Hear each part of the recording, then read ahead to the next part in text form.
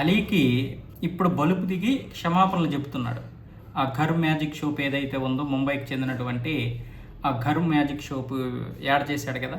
లక్ష్మీదేవి మనం సాక్షాత్తు అన్నింటికీ నిలయం. ఒక చదువుకు కావచ్చు, డబ్బుకు కావచ్చు, మనం సరస్వతీదేవిని లక్ష్మీదేవిని ఏ విధంగా అయితే భక్తి శ్రద్ధలతో పూజిస్తాము, అలాంటి లక్ష్మీదేవి మంత్రాలు ఆ యొక్క సబ్బును పెట్టి పూజించాడు. మళ్ళీ ఏమొచ్చేసి నేను ఈ సబ్బుకు పూజించాను అనుకుంటున్నారు కదా అంటూ మళ్ళీ ఆ యాడ్లో ఒక ప్రశ్న వేశాడు. మరి దేనికి పూజించాడు? దాన్ని మరి ఇంకలేదు, అక్కడతోటి ఆ యాడ్ కథం. సో దాని మీద నిన్నటి నుంచి కూడా మన వాళ్ళందరూ కూడా అంటే మనలాగా వీడియోలు చేసుకుంటున్నటువంటి మన మిత్రులు మిత్రురాళ్ళు వీళ్ళతో పాటు మరికొంతమంది కూడా హిందుత్వం మీద ఎంతో కొంత ప్రేమ ఉన్నటువంటి ఈ మధ్య చైతన్యం వచ్చినటువంటి వారందరూ కూడా ప్రశ్నించారు. దానికి అలీ ఏమొచ్చేసి క్షమాపణలు ఇప్పుడు చెబుతూ వీడియో విడుదల చేశాడు. మన వాళ్ళు కూడా ప్రశ్నించారు, నిజంగా నువ్వు అల్లాహ్కి సంబంధించి ఈ విధంగా నమాజ్ చేసి నేను నమాజ్ చేశాను అనుకుంటున్నారా అని చెప్పమంటే చెబుతావా? స్క్రిప్ట్ అలాంటిది ఇస్తే నువ్వు చేస్తావా? మరి హిందువులు తనగానే ఏ విధంగా చేసావని అందరూ ప్రశ్నించారు. నిన్నటి నుంచి ప్రశ్నిస్తూనే ఉన్నారు. మీకు ఇంకొక విషయం చెప్తాను. ఇప్పుడు అలీకి బలుపు దిగింది, కానీ అది ఎప్పటికీ అలాగే ఉంటుంది. వాళ్ళ మనసులో మనతో మమేకమైపోయి కులాలకి మతాలకి ఎటువంటి సంబంధం లేకుండా అలీ అందరితో సరదాగా బ్రతికేస్తాడు అనుకుంటాం, కానీ లోపల వాళ్ళకి ఎక్కడో ఒకటి ఉంటుంది. బంగ్లాదేశ్ రోహింగ్యాగా వచ్చి ఈరోజు భారతదేశంలోనే ఏ ముస్లింకి లేనంత పేరు ప్రఖ్యాతులు ఉన్నటువంటి వ్యక్తి ఎవరు? అలీ.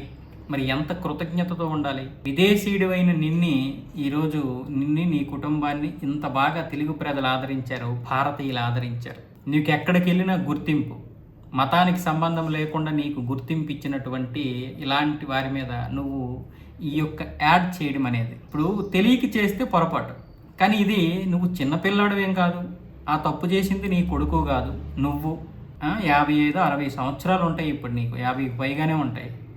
ఎన్నో డక్కి మొక్కీలు చూసావు, అయినా సరే నువ్వు ఇలా తప్పు చేసావు అంటే అర్థం ఏంటి? కావాలనే చేసావు, నీ బలుపు చూపించుకోవడానికే చేసావు తప్ప ఇక్కడ ఇంకొక విషయం ఏం లేదు. బయటికి మీరు బాగానే తీయగా మాట్లాడుతున్నారు, లోపల మాత్రం చాలా పెద్ద విషయాన్నే కక్కుతున్నారు. దీన్ని మనం తీవ్రంగా పరిగణించకపోతే ఈ జాడ్యం అనేది అలా కొనసాగుతూనే ఉంటుంది. ఎందుకంటే హిందూ మనోభావాలు దెబ్బతినడం ఏంటంటే జస్ట్ వీడియోలు చేయడం వరకే, మహా అయితే ఎక్కడో దిష్టిబొమ్మ తగలబెట్టడం, అంతకు మించి ఏముండదు.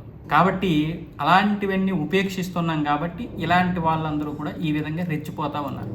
ఇప్పుడు ఆ యాడు అలీ చేయకపోతే ఏంటి నష్టం? ఏంటి ఇప్పుడు అతను అన్నానికి గతి లేకుండా ఉన్నాడు?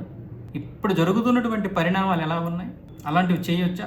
అంటే కావాలనే, ఇదంతా కావాలనే చేస్తున్నారు, గుర్తించుకోండి. మన పక్కనే ఉంటూ మనల్నే విమర్శిస్తూ మన మనోభావాలు దెబ్బతీస్తూ పబ్బం గడుపుకుంటూ డబ్బు సంపాదిస్తూ ఇది చేస్తుంటే మనం వాళ్ళని ఎంకరేజ్ చేస్తూ కోట్లు కొల్లపొడుస్తున్నాం వాళ్ళ కోసం.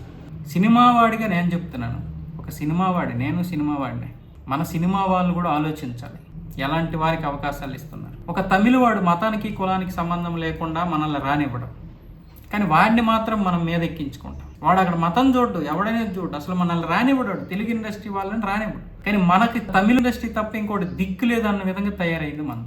ఇలాంటి పనికిమాలిన వీడియోలు లేకపోతే యాడ్లు చేస్తున్నటువంటి వారు తప్ప మరి మన దర్శకులకి ఇంకొకరు కనిపించరు.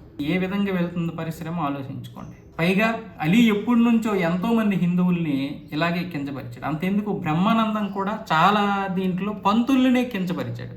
ఏదో పనికిరాని మంత్రాలు చదివేయడం, అహూహ్యం అనడం, ఇంద్ర లాంటి సినిమాలు చూసి మనం నవ్వుకున్నాం. కానీ ఈరోజు అది ఎంత పెద్ద అవహేళన, అది ఎంత మన యొక్క సంస్కృతిని హేళన చేసినట్లు. బ్రహ్మానందం మళ్ళీ ఒక ఆచారి. ఏం కామెడీలు అది.